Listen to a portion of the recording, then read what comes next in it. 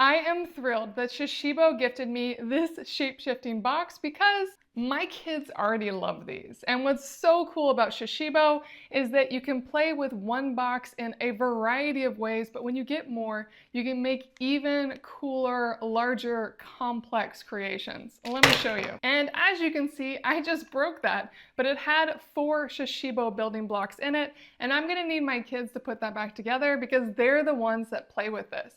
And what's so cool is that each one has completely different patterns, different style. You really can adapt these to your kids' sense of style, which is really fun. And these really aren't for kids either. They are for adults as well. And the most common form is the square. And the block I was just gifted is the fire goddess, which I actually already have one of. And when you unbox it, this is what you get. Simple instructions and your first square.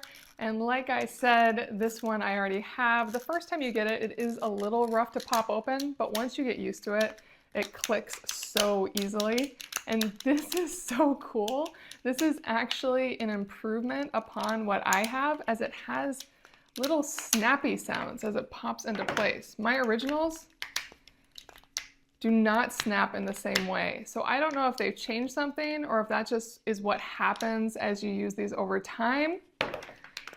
But this does have a much more rewarding snap.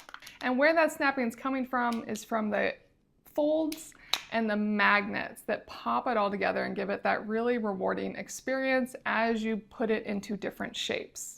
As for the instructions, they are really quite straightforward. They give you a few examples.